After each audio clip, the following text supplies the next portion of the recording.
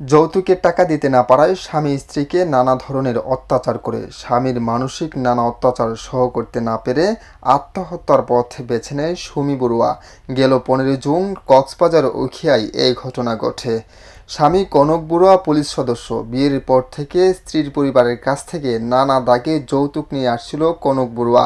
সর্বশেষ চাহিদা মতো টাকা দিতে অক্ষম হওয়ায় মানসিকভাবে প্রচণ্ড নির্যাতন করে অভিযুক্ত পুলিশ সদস্য স্বামী কনক বড়ুয়া। স্বামীর মানসিক নানা অত্যাচার সইতে না পেরে গত মাসের 15 জুন নিজ বাড়ির ফ্যানের সাথে ঝুলে আত্মহত্যার পথ বেছে নেয় সুমি বড়ুয়া। তবে ঘটনার পর সুমি বড়ুয়ার মোবাইল চেক করলে উঠে আসে লোমহর্ষক তথ্য, যেখানে স্বামীর মানসিক নানা অত্যাচারে এই পথে পা বাড়ান এই সুমি বড়ুয়া। অকালে বুকের দন মেয়েকে হারিয়ে মা সুপ্রিয়া বড়ুয়া সুখে পাথর, মায়ের অঝোর ঝরা এমন কান্নায় ভারী আকাশ।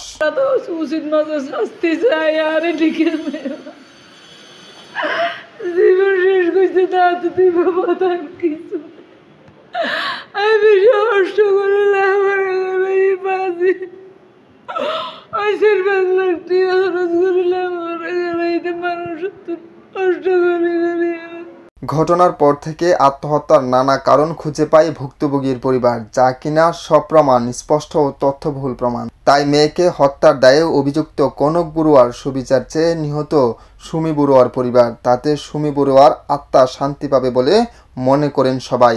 বিষয়টা যে না আর তো প্রায় ওয়ার টিয়া চাইল বাইরের জামে টিয়া চাইল। আর প্রথমে 80,000 টাকা দিই, দাঁড়গুড়ি 80,000 টাকা দিই। এর পরামর্শ যাই না আবার 80,000 টাকা আবার যাই টিয়া তো আবার 1 লাখ টাকা তো আর 1 লাখ টাকা তো আর তাদের ঠিক আছে আমি চাই।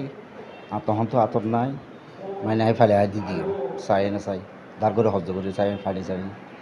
তখন এই মাসে ছুটি দিতে আর চাই দিনের পর দিনই মানে মায়ের নিজেদের রাতে আছে।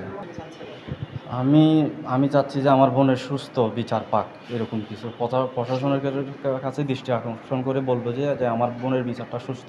গত 1 জুলাই ভুক্তভোগীর পরিবার কক্সবাজার আদালতে অপমৃত্যুর মামলা করেন। মামলার পরিপ্রেক্ষিতে আদালত আগামী 15 দিনের মধ্যে অপমৃত্যুর মামলার অগ্রগতির নানা তথ্য দাখিলের আদেশ দেন রামু থানা কর্তৃপক্ষকে। এই মেয়েটাকে বিভিন্ন সময় বিভিন্ন কারণে তাকে প্রেশার দিত, তাকে বিভিন্ন খারাপ কথা বলতো এবং সর্বশেষ যেদিন ঘটনার তারিখ 15/6/2024 ইংরেজি তারিখ, সেই মেয়েটাকে প্রচণ্ডভাবে মানে আত্মহত্যা করার জন্য চাপ এবং প্ররোচনা দিতে থাকে।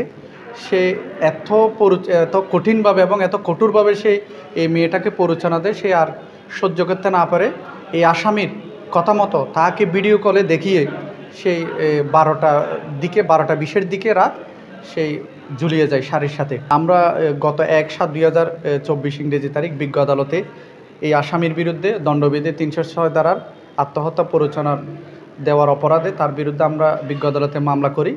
বিজ্ঞ আদালত মামলাটি আমলে নিয়ে আগামী 15 দিনের মধ্যে এটা বিজ্ঞ আদালত থেকে রামু থানা থেকে একটা প্রতিবেদন বিজ্ঞ আদালতে দাখিল করার জন্য একটা নির্দেশনা দিয়েছেন।